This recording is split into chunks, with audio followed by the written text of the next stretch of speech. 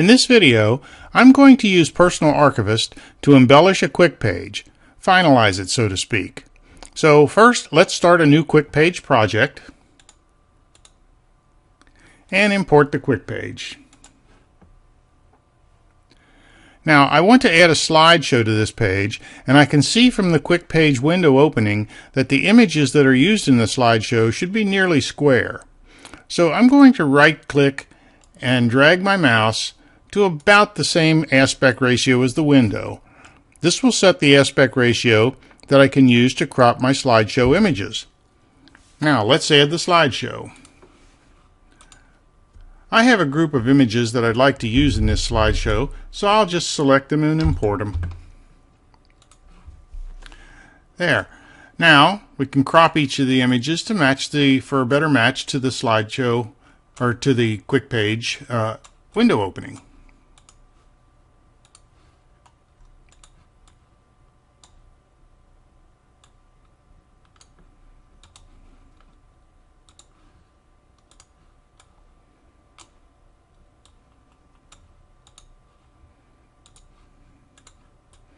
As you can see, it's a relatively simple matter to do the cropping that would match our window opening for this particular aperture in the quick page for our slideshow to play beneath.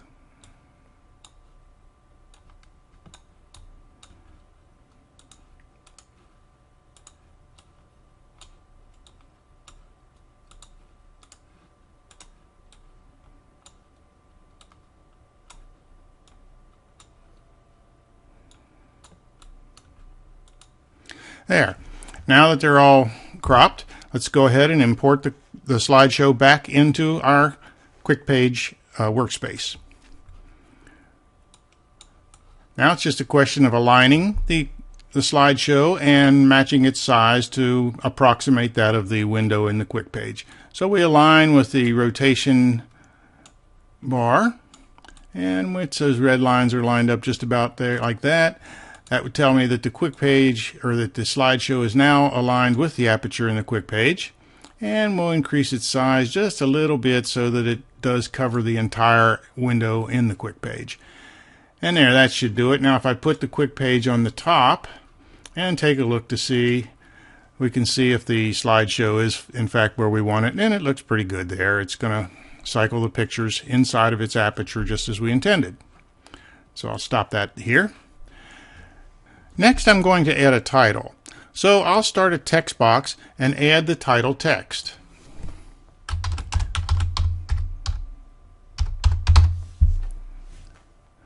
Now let's dress up the title a bit. Personal Archivist lets you define a group of preset fonts, but of course you can also choose from other fonts you have registered on your system. In this case, I'm going to pick one that I do not have as a preset. Let's use Edwardian.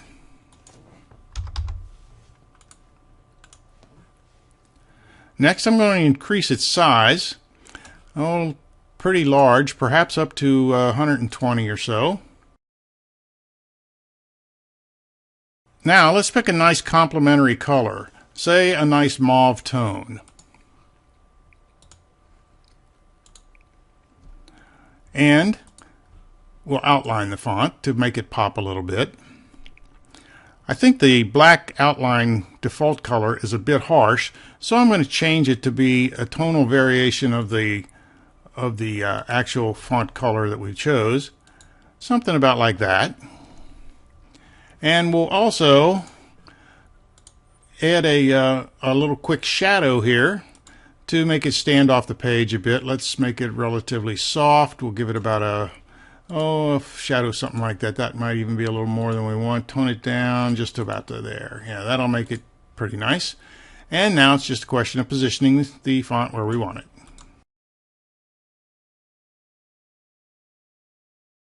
Next, I'm going to add a bit of poetic journaling. So I'll open another text box. Now, Personal Archivist will open this second text box with whatever the characteristics of the last text box were. This is often convenient for exact matching of text elements, but in this case I certainly don't want my journaling to have the identical characteristics of the title. So I'll do something more suited to the journaling I plan to use. I'll stick with Edwardian for the font, but reduce the size to something like 36. And I'm going to remove the outlining. I'll also take away the shadowing. For my text, I'm going to use an excerpt from a poem by Rachel Kovacs.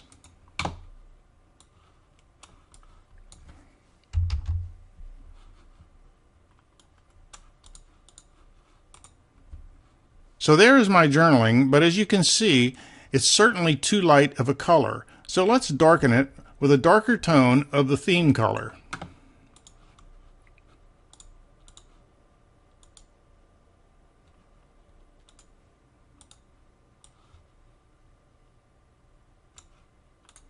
Now, what we have here is clearly too large, so the journaling text needs to be resized. There are two ways this can be done. First, I could adjust the size of the font until I got what I wanted, or I could just convert this text to a ping and resize and place it to where I want it to be. This is the equivalent of rasterizing your text in Photoshop. I think I'll go with the ping conversion method.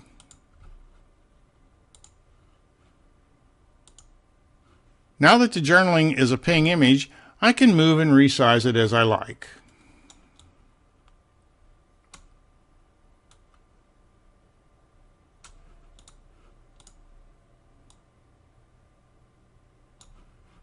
Something about like that. As a final addition, I'm going to add a voice narrative to this slide. I'll simply recite the poem excerpt. The Record Main Image audio button lets me do this. You were beautiful, my tiny child, wrapped tightly in my arms, close to my heart. I listened to you breathing. I counted your fingers and your toes. Helpless, you cried out to me, and I loved you with every ounce of my soul. We can play that back.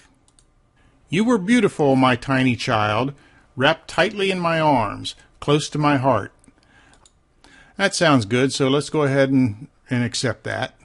So now our page is finished and ready for preview. When the preview opens, the slideshow will begin and the narrative audio will play. You were beautiful, my tiny child, wrapped tightly in my arms, close to my heart. I listened to you breathing. I counted your fingers and your toes. Helpless, you cried out to me, and I loved you with every ounce of my soul.